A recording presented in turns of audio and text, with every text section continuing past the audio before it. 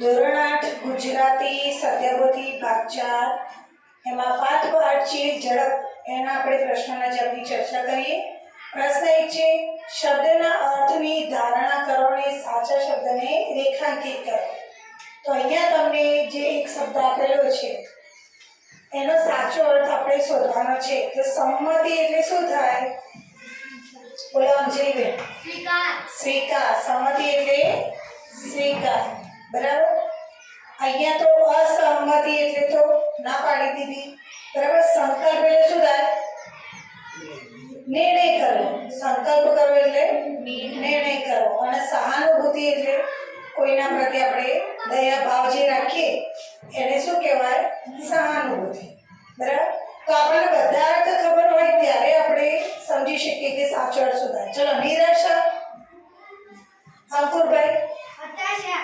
હતાશા. કારણ કે ઉમંગ એટલે તો શું થાય? હા, વધારે પડતો આનંદ હોય. ઉમંગ ઉત્સાહ આનંદ. અહીંયા જો ઉત્સાહ પણ આપે. બરાબર. પણ નિરાશા એટલે તો ખુશી ના થાય. શું થાય? દુઃખ થાય ને. હતાશા.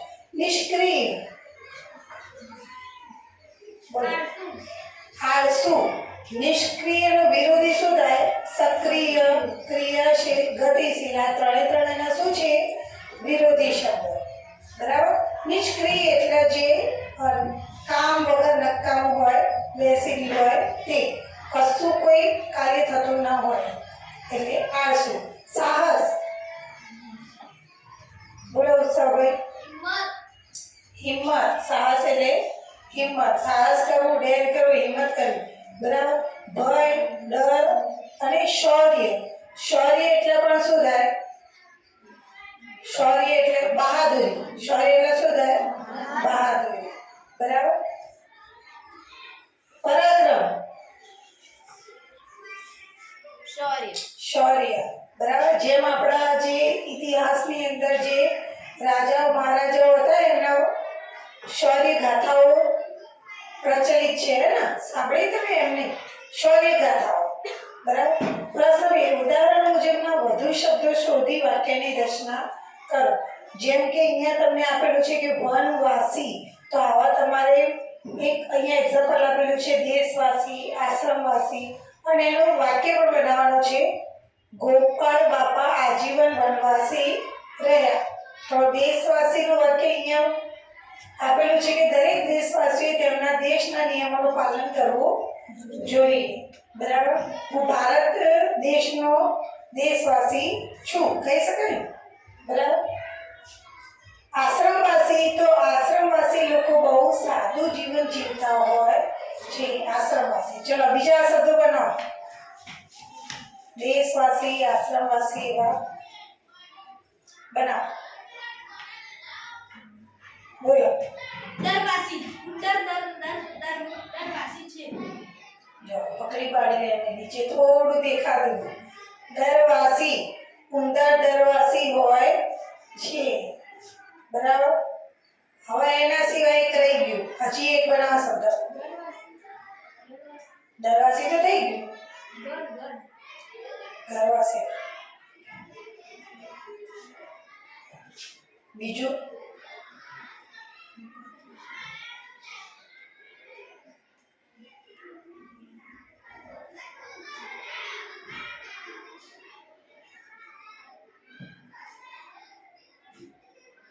ગુફાવાસી, જંગલવાસી. બને કે નહીં? હા. ગુફામાં રહેતા હોય તો ગુફાવાસી, જંગલમાં રહેતા હોય તો જંગલવાસી. બરાબર. તો એના વાક્ય આપણે આ રીતે બનાવી દઈશું. ચલો પ્રશ્ન 3. અહીંયા એક આમંત્રણ કાર્ડ આપેલું છે. બરાબર. અને એના આધારે શું બનાવવાના છે? પ્રશ્નો. તો બનાવો. ચલો પ્રશ્નો. પછી આપણા પ્રશ્ન જોઈએ. પહેલા તમે પ્રશ્નો બનાવો. બરાબર.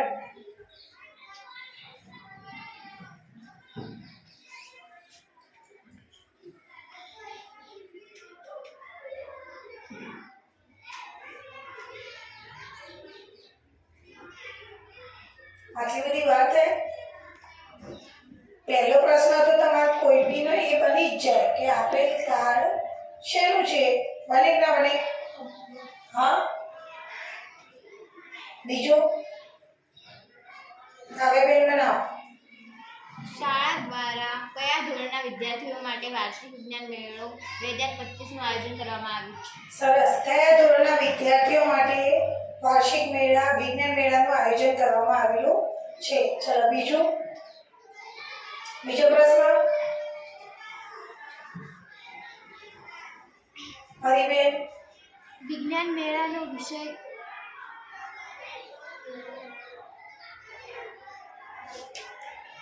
કયા છે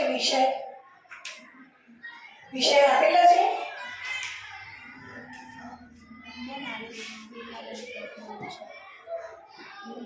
હા આપેલા છે ને. બોલો પ્રશ્ન બનાવો. વિજ્ઞાન મેળાના કયા વિષયો છે? ઓકે, વિજ્ઞાન મેળા માટે કયા વિષયો છે? વિજ્ઞાન મેળાનો કેટલો સમય છે? વિજ્ઞાન મેળામાં જવા માટે કયો સમય છે? ચલો બીજું. ઘણા પ્રશ્નો મળી.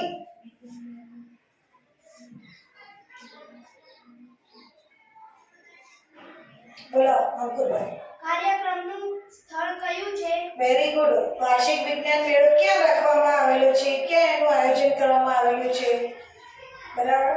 તો શાળાનું સભાગૃહ પ્રગતિ વિદ્યાલય અમદાવાદમાં. પછી બીજો પ્રશ્ન. બોલો ને. વિજ્ઞાન મેળાની તારીખ કઈ છે?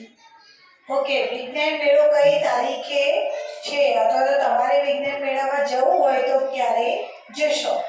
બરાબર. ચલો પછી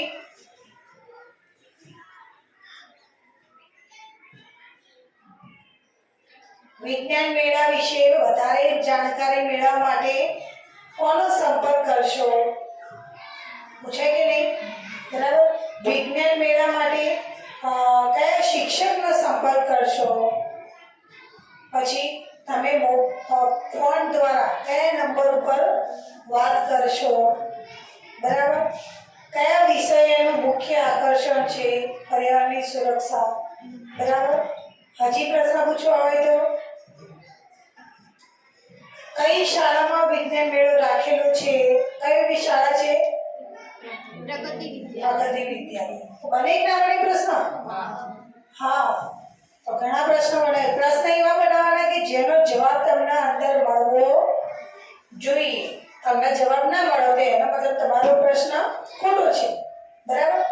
તો એવી રીતે તો આ રીતે પ્રશ્નો આપણે ઘણા બધા બનાવી શકીએ. ચલો ઘટનાક્રમ પ્રમાણે ગોઠવવાના છે. અહીંયા એક વાર્તા આપેલી છે. હવે એ જ વાર્તા ઉપરથી આપણે વાક્યોને ગોઠવવાના છે. બહુ ઈઝી છે. પહેલા તો વાર્તા વાંચી લઈશું. કોણ વાંચશે વાર્તા?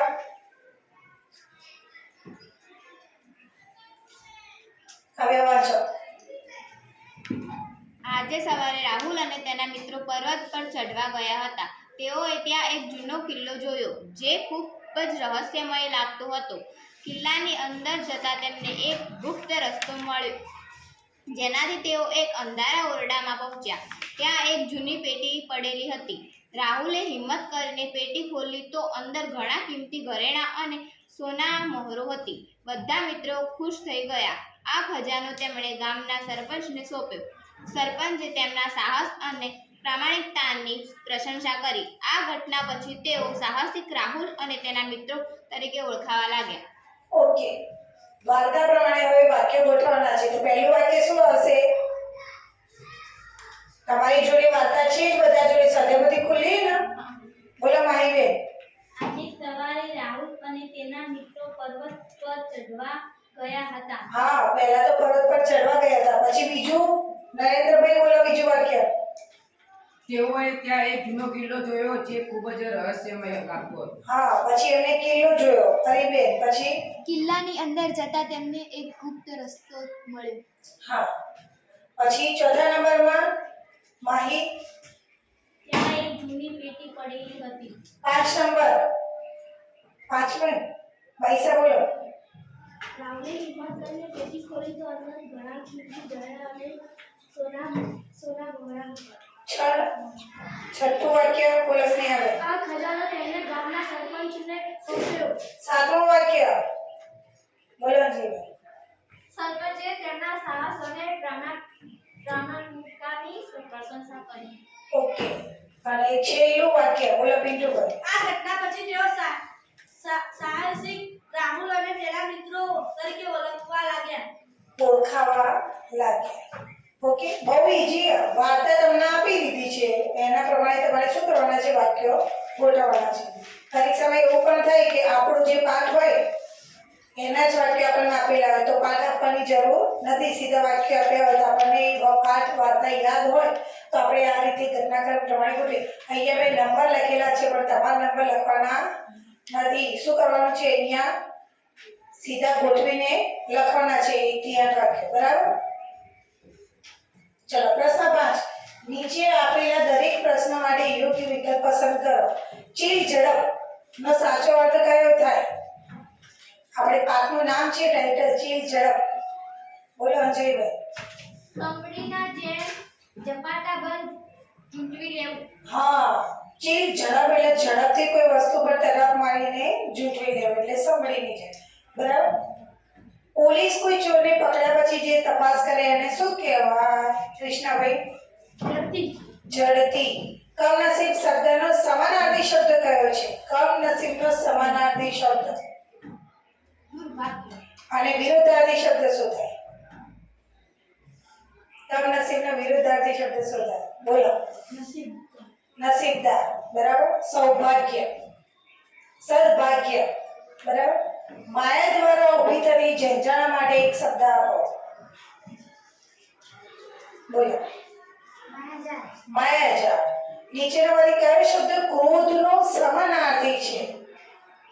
ક્રોધનો સમાનાર્થી. બોલો વૈશાલીબેન. ઉગ્રતા. ઉગ્રતા. બરાબર? અને ક્રોધનો વિરોધી તો શું થાય? સમાનાર્થી ઉગ્રતા. તો વિરોધી શું થાય? હા, ક્રોધ. ક્રોધ એટલે ગુસ્સો. ગુસ્સાનો વિરોધી શું થાય? વિરોધી શબ્દ પૂછો. શાંત. શાંત. જે વ્યક્તિ રસ્તો બતાવે કે માર્ગદર્શન આપે તેને શું કહેવાય? જો અહીંયા અંગ્રેજી શબ્દ આપેલો છે પણ આપણને ખબર જ છે. બોલો કાવ્યબેન. ગાઈડ. ગાઈડ. બરાબર? ચિત્કાર એટલે શું? ચીસ. બરાબર? વગર કારણે માટે એક શબ્દ આપો કે વગર કારણે તમે આવ્યા છો. બોલો. નાહક. ચોરી જવું માટે કયો શબ્દ છે? ચોરી જવું. બોલો. તડપાવું નહીં. હા, બોલ કરો. તડપાવું એટલે તો મારી તમે બરોબર ના તડપાવો ને. હા, હેરાન કરી નાખો એને તડપાવું કહેવાય. અહીંયા શબ્દ થોડો અલગ છે. બોલો. તફડાવવું. શું કહેવાય? તફડાવવું. બરાબર? બારવું એટલે તો તમને ખબર હોય બારવું એટલે શું થાય? બારલે. બારવું એટલે બરાબર? એના ગાય એટલે તો જખમ. બરાબર? એટલે તફડાવવું એટલે શું થાય? ચોરી જવું. જાદુના ખેલમાં કરવામાં આવતી હાથની ચાલાકી માટે એક શબ્દ વાપરો. બોલો. હાથ ચાલાકી. બરાબર? ચલો પ્રશ્ન 6.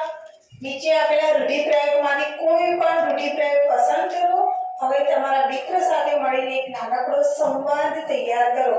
આ સંવાદમાં તમે તમારા પસંદ કરેલા રૂઢિપ્રયોગનો ઉપયોગ કરવાનો છે. અહીંયા તમને કેટલા બધા રૂઢિપ્રયોગ આપેલા છે જુઓ. સૂર પુરાવો એટલે ચાંદી વાતને ટેકો આપો. બાખા મારવા એટલે આમ તેમ ફાફા મારવા. રાતા પીળા થઈ જવું એટલે ઉશ્કેરાઈ જવું. મોં ચડાવવું એટલે રિસાઈ જવું. પેટીયું રડવું એટલે જીવન નિર્વાહ માટે કમાવવું. અને ગાણું ગાવું એટલે એકની એક વાત વારંવાર કહેવી. બરાબર? તો આ બધા રૂઢિ એક જ રૂઢિપ્રયોગ પરથી આપણે સંવાદ બનાવો તો જેના અંદર એ રૂઢિપ્રયોગ આવે તો આપણે ચાલતી વાતને ટેકો આપવાનો હોય તો બે મિત્રો વાત કરતા હોય તો કે ત્રીજા મિત્રએ એને ટેકો આપ્યો. હા ને? એટલે આપણો રૂઢિપ્રયોગ આવી છે. અથવા તો અચ્છા આપણે રૂઢિપ્રયોગ લખવાનો છે તો આપણે લખીશું કે પછી વિક્રમે એમાં સૂર પુરાવે. હે ને? તો એવી રીતે સંવાદ લખવાનો છે. તો અહીંયા એક સંવાદ છે તમારે જાતે લખવાનો છે પણ અહીંયા કોણ આવશે? પ્રિયંકા શ્રેયા આવી જાવ બીજું.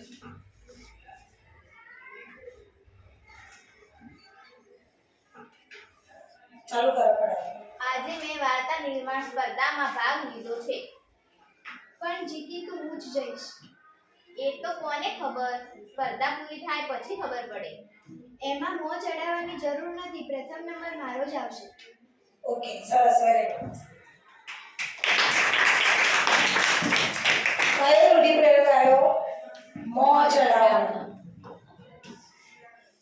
આવ્યું ને? હા. અહીંયા મોં ચડાવવું એટલે રિસાઈ જવું. તો જુઓ તમે સંવાદ એ રીતે જ લખ્યો ને કે એમની વાતચીત એ રીતે જ છે કે છેલ્લે એણે એમ કીધું કે એમાં મોં ચડાવવાની જરૂર નથી.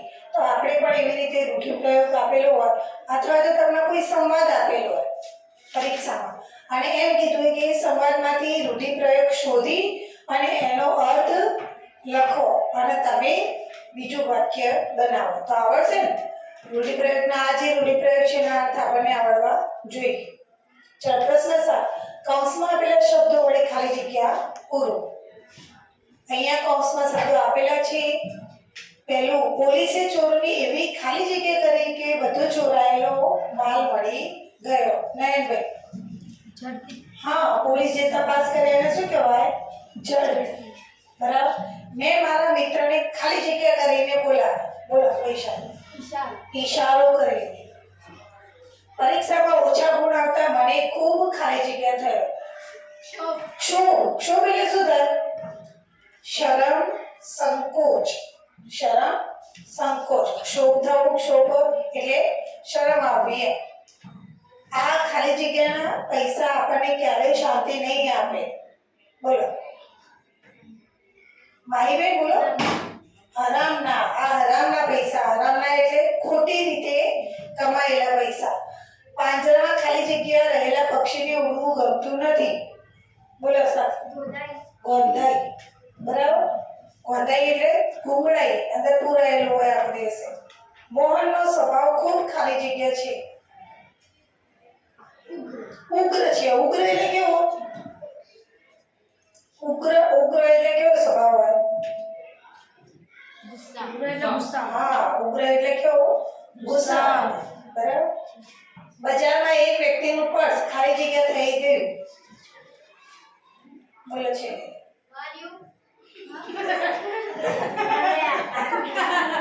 હા પણ બોલો. ચીજ ઝડપ થઈ ગયું એટલે શું? કોઈએ બહુ જ ઝડપથી એનું પર્સ ઝૂંટવી લીધું. બરાબર. મેં તને ચોરી કરતા ખાલી જગ્યા હતો પણ તું માન્યો નહીં. બોલો. વારે એટલે શું થાય? રોક્યો. વારે એટલે રોક્યો કે ભાઈ મેં તને રોક્યો તો પણ તું માન્યો નહીં. હવે અહીંયા સંવાદ પૂર્ણ કરવાનો છે. બરાબર. નિશા અને વિમલ કોણ આવશે? આઈડી બેજાન ફટાફટ. ચલો, આજે વર્ગમાં રજા છે. શાળાના બગીચામાં રમત રમવા માટે બાળકો ભેગા થયા છે. પરંતુ રમત રમતી વખતે તેઓ એક પક્ષીના માળાને તોડી નાખ્યો. માળામાં નાના બચ્ચા હતા. બાળકોને પોતાની ભૂલનો અહેસાસ થાય છે અને તેઓ શું કરવું એ વિશે ચર્ચા કરી રહ્યા છે. તો આપણે એ સંવાદ લખવાનો કે એ લોકો ચર્ચા કરી રહ્યા કે માળો તોડી નાખ્યો છે અને નાના બચ્ચા પણ હતા. તો હવે એ શું કરશે વાતચીતમાં? અડધી વાતચીત આપણને આપેલી છે. બરાબર. નિશા, વિમલ આવી પહેલા દે. અરે વિમલ, આ બધું શું થઈ ગયું? આપણાથી આ પક્ષીનો માળ તૂટી ગયો. જો આમાં તો નાના બચ્ચા પણ છે. મને ખૂબ દુઃખ થાય છે. હા નિશા, મારાથી પણ ભૂલ થઈ ગઈ. આપણે રમવામાં એટલા મશગુલ હતા કે ધ્યાન જ ન રહ્યું. હવે આ બચ્ચાનું શું થશે? તેની માતા તેમને કેવી રીતે શોધી શકશે? ચાલ આપણે તેના માળાને ઠીક કરીએ. હા, અને પછી તેના માળામાં બચ્ચાને વ્યવસ્થિત મૂકી દઈએ. હા, સાચી વાત છે. આપણે આપણી ભૂલ સુધારવી જોઈએ.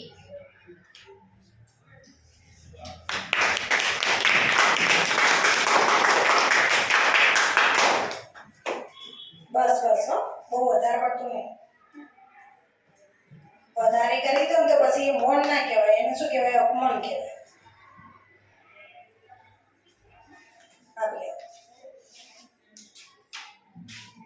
ચલો, આમાં જે મેં સવાલ લખ્યો છે એની જગ્યાએ તમે પણ સંવાદ ગમે તે લખી શકો છો. ચલો પ્રશ્ન 9 ઉપમા અલંકાર અને વર્ણાનુપ્રાસ અલંકાર બહુ જ ઈઝી છે, આપણે શીખવાડ્યા હતા, યાદ છે બધાને? હા ચલો વર્ણાનુપ્રાસ કોને કહેવાય આપણે એક વખત રિવિઝન કરી લઈએ. વર્ણાનુપ્રાસ અલંકાર એટલે શું, કઈ રીતે તમે ઓળખો, બોલો. હવે એક જ જેવા શબ્દો આવતા હોય, એક જ જેવા શબ્દો ના હોય, એક જ જેવા પેલા એક જ અક્ષર પરથી વારંવાર વાક્યમાં શબ્દો આવતા હોય, બે કે તેથી વધારે. ક તો ક ઉપરથી બે કે તેથી વધારે શબ્દો હોય તો એને કેવું કહેવાય, વર્ણાનુપ્રાસ. અને ઉપમા અલંકાર કોને કહેવાય, જેનાથી સરખાવી જ્યારે કોઈ વસ્તુ વ્યક્તિ સાથે સરખામણી કરવામાં આવી હોય, જેવો જેવું જાણે આવા બધા શબ્દો હોય, બરાબર. તો અહીંયા પહેલું છે દમયંતીનું મુખ ચંદ્ર જેવું સુંદર છે. અહીંયા આપી દીધું છે કે ચંદ્ર જેવું, એટલા માટે કયો અલંકાર કહેવાય નયનભાઈ, ઉપમા ઉપમા અલંકાર, બરાબર. મીઠા મધુને મીઠા મેહુ લારે લો, બોલો. વર્ણાનુપ્રાસ કેમ, કારણ કે અહીંયા જો મ કેટલી વખત આવ્યો, 4 વખત, બરાબર. એટલા માટે એને શું કહેવાય, વર્ણાનુપ્રાસ. વર્ણનોપ્રાસ વારંવાર એક જ વર્ણ આવતો હોય, બરાબર. નામ પરથી જ યાદ રાખો, વર્ણાનુપ્રાસ એટલે વર્ણ એટલે અક્ષર, વારંવાર એક જ અક્ષર એક જ વર્ણ વાક્યમાં દોહરાતો હોય છે. મને જાણે એક મધમાખી, ઉપમા અલંકાર ઉપમા અલંકાર, કારણ કે અહીંયા મને એટલે મનુષ્ય જાણે એક મધમાખી છે, અને અહીંયા મ બે વખત પણ આપેલું હે ને, બે કે તેથી વધુ વખત હોય તો એને શું કહેવાય, વર્ણાનુપ્રાસ, બરાબર. અને અહીંયા એક વાક્યમાં બે અલંકાર આવી શકે કે ના આવી શકે, હા. આ તો વર્ણાનુપ્રાસ તો છે જ, અરે ઉપમા અલંકાર તો છે જ. અહીંયા મને એક જાણે એક મધમાખી, એટલે માણસ તો કોની સાથે સરખાયું, મધમાખી જોડે, બરાબર. એટલે ઉપમા આપી દીધી મધમાખી, પણ અહીંયા મ બે વખત છે એટલે આપણે વર્ણાનુપ્રાસ પણ કહી શકીએ, બે કે તેથી વધુ વખત. તો અહીંયા બે વખત આવી છે તો જરૂરી નથી કે એક જ અલંકાર હોય, એક વાક્યમાં બે અલંકાર પણ આવી શકે. સુંદર સરોવરનો સાર સૂરજ સેવે છે, ઓહો, બોલો ભાઈ. વર્ણાનુપ્રાસ સ અહીંયા જુઓ કેટલી વખત સ આવ્યો, 5 વખત. ચલો આ સ્ત્રીનો ચહેરો કમળ જેવો કોમળ છે, બોલો. ઉપમા અલંકાર. ઉપમા અલંકાર, કારણ કે કમળ જેવો કોમળ અને ક બે વખત આપેલું દેખાય તો વર્ણાનુપ્રાસ પણ કહી શકીએ આપણે. કાળા કલરનો કાળો કાગળ, બોલો. વર્ણાનુપ્રાસ ક બધા જ શબ્દો છે ક ઉપરથી છે એટલે વર્ણાનુપ્રાસ. ભમતા ભમતા ભૂખ લાગી, બોલો. વર્ણાનુપ્રાસ બ 3 વખત, બરાબર. દાદીમાની આંખો આકાશ જેવી વિશાળ હતી, બોલો માહિતી. ઉપમા અલંકાર ઉપમા આકાશ જેવી વિશાળ, જેવી શબ્દ, બરાબર. અને આંખો અને આકાશ પર શબ્દ આપેલો છે, દેખાય ને. વસંતનું વાતાવરણ વહાલું લાગે છે, દેખાઈ આવો ચોખ્ખું, કયો અલંકાર, બોલો. વર્ણાનુપ્રાસ. ઊંઘમાં ઉઠી બોલે શું, વ. ચલો કમળાનું હૈયું ફૂલ જેવું કોમળ હતું, બોલો. ઉપમા અલંકાર, કારણ કે અહીંયા કેવું હતું, ફૂલ જેવું, બરાબર. તો જેવો જેવી શબ્દો હોય અથવા જાણે શબ્દ હોય. હવે અહીંયા વાર્તાની શરૂઆત આપેલી છે, તમારે તમારી કલ્પના શક્તિનો ઉપયોગ કરવાનો છે. આપણે હમણાં કર્યો તો વાર્તા બનાવવામાં, કલ્પના શક્તિ એટલે વિચાર શક્તિ કરીને વાર્તા નવી રીતે આગળ વધારવાની અને તેનો આશ્ચર્ય પ્રમાણે એવો અંત પણ લાવવાનો છે. તો અહીંયા વાર્તા શરૂઆત કરી દીધી છે અને આપણે એનો એન્ડ લાવવાનો છે, બરાબર. અહીંયા જગ્યાના હિસાબે ટૂંકમાં પૂરી કરી છે. કોણ વાંચશે વાર્તા? નેહા બનાવી. એક નાનકડા પાસેના ગામમાં એક ગરીબ ખેડૂત રહેતો હતો. તેનું નામ રામજી હતું. રામજી દિવસ રાત ખેતરમાં ખૂબ મહેનત કરતો, પણ વરસાદ ઓછો પડવાને કારણે તેને જોઈતું ફળ મળતું ન હતું. એક રાતે તે ખૂબ નિરાશ થઈને સૂતો હતો. તેવામાં તેને એક સપનું આવ્યું, જેમાં એક વૃદ્ધ પુરુષે તેને એક જાદુઈ બીજ આપ્યું અને કહ્યું કે આ બીજને ખેતરમાં વાવજે અને તારી બધી મુશ્કેલીઓ દૂર થઈ જશે. સપનાથી જાગ્યા બાદ રામજીના મનમાં નવી આશા જાગી. બીજા દિવસે વહેલી સવારે તે ખેતરમાં ગયો અને વૃદ્ધ પુરુષે બતાવેલી જગ્યાએ બીજ વાવ્યા. નિયમિત મહેનત કરી, પાણી આપ્યું, ખાતર નાખ્યું. સમય જતાં તે વૃક્ષ મોટું થયું અને તેના પર રસાળ ફળ આવવા લાગ્યા. રામજી હવે ફળ વેચીને સારી આવક મેળવવા લાગ્યો. તેની બધી મુશ્કેલીઓ દૂર થઈ ગઈ. આ બોધ મહેનત અને વિશ્વાસથી સફળતા મળે છે. ઓકે, ચલો અહીંયા આ રીતે વાર્તા આપણે આગળ વધારી શકીએ છીએ. અહીંયા જે પ્રમાણે જેટલી જગ્યા આપી હતી એ પ્રમાણે વાર્તા લખી છે, પણ આપણે જ્યારે પરીક્ષામાં લખીએ તો વાર્તા થોડી વિસ્તારમાં લખવાની, બરાબર, મોટી લખવાની. ઓકે, નેક્સ્ટ આપણે 13મા પાઠનો જે પ્રશ્ન છે એની ચર્ચા કરીશું.